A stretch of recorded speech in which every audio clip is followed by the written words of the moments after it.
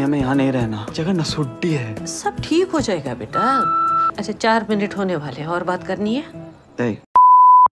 আজকে আমরা যে সিনেমা নিয়ে কথা বলবো সেই সিনেমার নাম অল ইন্ডিয়া র্যাঙ্ক। এটা বরুণ গ্রোভারের প্রথম সিনেমা এবং এই সিনেমার যে গল্প সেটা হচ্ছে কোটাতে একটা ছেলে যায় আইআইটি প্রিপারেশনের জন্য। এবার এতটুকু শুনে আপনারা বুঝতে পারছেন যে গল্পটা আসলে কোন দিকে যাচ্ছে, কারণ আমরা যারা কোটা ফ্যাক্টরি দেখেছি, এক্সপিরিয়েন্স দেখেছি বা রিসেন্টলি 12 ফেল দেখেছি, তারা এই রকম গল্পের সাথে পরিচিত যেখানে কোটাতে বা একটা বড় কোনো প্রিপারেশনের জন্য ছেলেমেয়ের একটা জায়গায় যাচ্ছে, পড়াশোনা করছে, এরকম গল্প। স্ট্রাগলের গল্পটা কিন্তু আমাদের চেনা, বা এই গল্পের কি বিটস আসবে সেটাও আমাদের চেনা। অল ইন্ডিয়া র্যাঙ্কের গল্পটাও সেম প্যাটার্নের মধ্যেই পড়ে, অর্থাৎ এখানে বিবেক নামের একটা ছেলেকে দেখবো যে প্রথমে কোটাতে যাচ্ছে, মা বাবাকে ছেড়ে যায়, নতুন পরিবেশে থাকতে ভালো লাগছে না, সেখানে তার কিছু বন্ধু হচ্ছে, যে বন্ধুরা তাকে সিগারেট খাওয়া বা মদ খাওয়া শেখাচ্ছে, সেখান থেকে তার সাথে একটা মেয়ের পরিচয় হচ্ছে, সেই পরিচয় পরবর্তীতে আরো গভীর দিকে যাচ্ছে কি যাচ্ছে না, বা পাশাপাশি এই যে আইআইটির জন্য পড়াশোনা করা, এই পড়াশোনা করতে গিয়ে সে সাকসেসফুল হচ্ছে কি হচ্ছে না, এই পুরোটা নিয়ে 1 ঘন্টা 40 মিনিটের সিনেমাটা। এবার এই সিনেমার কিছু পজিটিভ দিক আছে, কিছু নেগেটিভ দিকও আছে। পজিটিভ দিকটা একটু পরে বলি, নেগেটিভ দিকটা আগে বলি। নেগেটিভ দিকের প্রথমেই হচ্ছে গল্পটা, কারণ হচ্ছে এই যে গল্পটা আমরা দেখলাম, এই গল্পটা আমরা আগে অনেকবার দেখে ফেলেছি, অর্থাৎ এই গল্পের নতুনত্ব সেরকম কিছু নেই।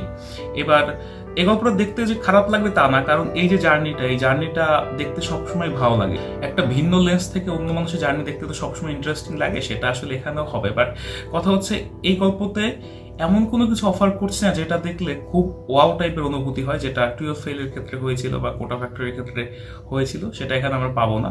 দ্বিতীয়ত হচ্ছে মেইন ক্যারেক্টার, অর্থাৎ প্রোটাগনিস্ট ক্যারেক্টার, তার যে জার্নিটা, সেই জার্নিটা খুব যে আহামরি বা শেষে এসে মনে থাকার মতো সেরকমও কিছু না। এখানে আমরা বিবেক নামের যে ছেলেটাকে দেখবো, সে প্রচন্ড কনফিউজিং একটা ছেলে এবং তার পুরো জার্নিতেই সে কনফিউজ থাকে, সে কি করবে কি করবে না। অর্থাৎ এখানে খুব আত্মবিশ্বাসে ভরপুর একটা ছেলে বা খুব নেগেটিভিটিতে ভরপুর একটা ছেলে, এরকম একটা কিছু আমরা পাবো না, এটা একটা বিষয়।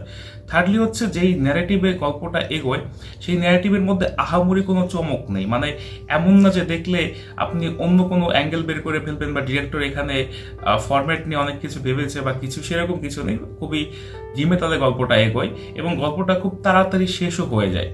এইগুলো হচ্ছে এই গল্পের নেগেটিভ দিক। এবার যদি আমরা সিনেমার পজিটিভ দিক নিয়ে কথা বলি, সিনেমার প্রথম পজিটিভ দিক হচ্ছে যে এই গল্পে বিবেকের পাশাপাশি কিন্তু বিবেকের বাবা মায়ের একটা জার্নিও দেখানো হয়। যেমন বিবেকের বাবা খুব ছোটখাটো একটা কাজ করে, বিবেকের মা একটা ফোন বুথ চালায়।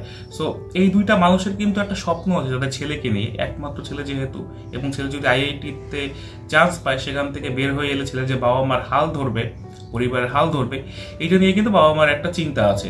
ছেলের পিছনে সর্বস্ব বাজি রেখে বাবা মাকে যে আরেকটু মানবেতর জীবনযাপন করতে হচ্ছে, তাদেরকেও যে লড়াই করতে হচ্ছে এবং আশা করতে হচ্ছে যে তাদের ছেলে এই লড়াই থেকে তাদেরকে একদিন মুক্তি দেবে, এই বিষয়টা আমরা এই গল্পের মধ্যে পাবো।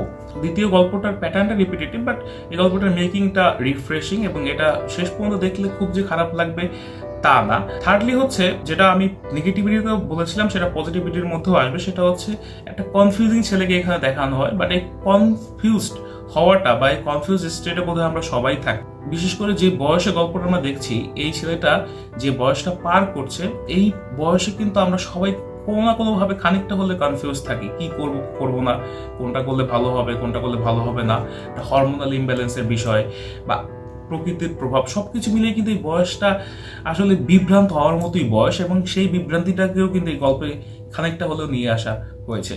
সবকিছু মিলিয়ে মনে হচ্ছে গল্পটা দেখা যেতে পারে, বাট গল্পটাতে এমন কোনো লেয়ার নিয়ে আসেনি যে লেয়ারটা আমাদের চেনা না। বাট এই গল্পটা দেখলে ভালো লাগবে এবং একটা জিনিস মনে হবে গল্পটা শেষে, সেটা হচ্ছে আমরা যে বড় বড় প্রতিষ্ঠানে সুযোগ পাওয়ার জন্য যে পরিমাণের অমানসিক পরিশ্রম করি, আসলে এই অমানসিক পরিশ্রম করে এরকম প্রতিষ্ঠানে সুযোগ পাওয়ার আসলেই দরকার আছে কিনা, এই প্রশ্নটা কিন্তু এই সিনেমা তুলে। এবং পাশাপাশি এই সিনেমা এটাও বলে যে জীবনটা আসলে একটা জার্নি, এই জার্নিতে আসলে এত এক্সট্রিম লেভেলের প্রেশার নেওয়ার কিছু নেই, যা হবে তা তো হবেই।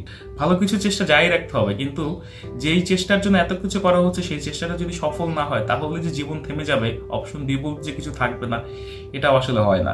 এই সিনেমা মূলত সেই কথাটাই বলে। সো এই সিনেমা দেখার রেকমেন্ডেশন রইল, দেখা হবে পরবর্তী কোনো ভিডিওতে। টিল দেন ভালো থাকুন, সুস্থ থাকুন, সাইনিং অফ।